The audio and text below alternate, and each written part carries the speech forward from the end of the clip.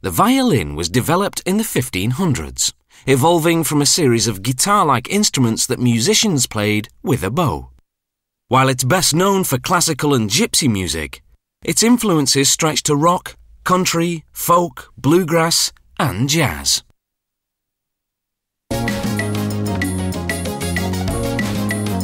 First, a piece of maple is cut, then split in half to expose the grain in mirror image. Glue flakes made from animal hide are melted down, then the pieces are bonded together. Violin makers use only glue, never nails or screws. These pieces of wood will form the back of the violin. After 4 hours, the glue is dry and the clamps are removed. Using a small plane, the surface is evened out. Then the violin maker traces the violin's shape and cuts it out.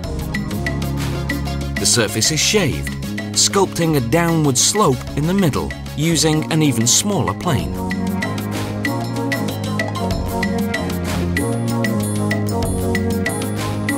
Then a groove is carved along the circumference.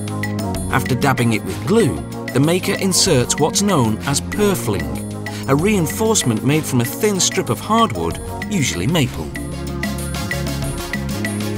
Finally, the reverse side is formed.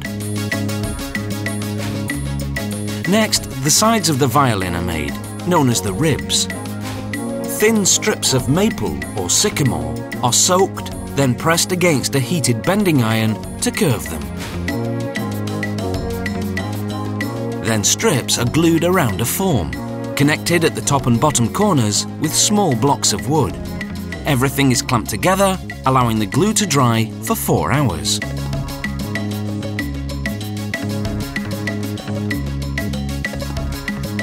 Next, thin strips of wood, called counter ribs, are glued onto the edge of the ribs. This enlarges the surface so that it's easier to glue the ribs and the back together. The violin's front, or belly, is constructed from a solid piece of spruce. A support bar, called the bass bar, is glued to the underside. Sound escapes through 2 curved slots called F-holes. The violin's neck and scrolled head are carved from a piece of maple.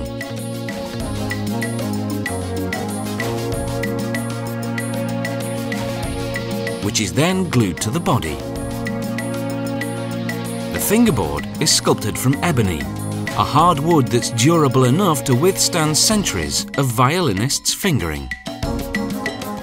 Using a tool called a peg-hole reamer, the violin maker gouges out holes for the ebony or rosewood pegs around which the strings are wound. The wood is coated with 4 or 5 coats of varnish, depending on the colour, and is polished with several coats of oil over several days, until the finish is shiny and silky smooth. Next, the sound post is inserted. This little pine cylinder conducts sound and supports the belly against bowing pressure, so it's critical to position it in precisely the right spot between the belly and the back. It's not glued, but rather wedged into place.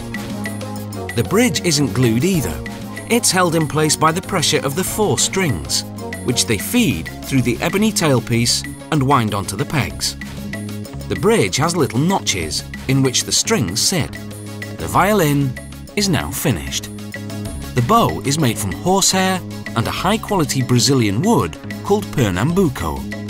The hairs are bound at one end with strong sewing thread, then burnt and sealed with wax to prevent fraying.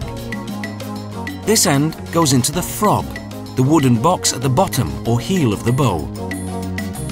The frog is covered with a mother-of-pearl lining. Then a ring made of nickel, silver or gold is slipped on to prevent the hairs from tangling. Next come the screws that control the tension of the hairs. The hairs are combed to make them parallel, then inserted into the tip of the bow, known as the head. The screw is tightened until the hairs are taut. Finally, rosin, a sticky tree resin that keeps the bow from slipping off the strings, is applied. However, this won't stop beginners making a sound like a wailing cat.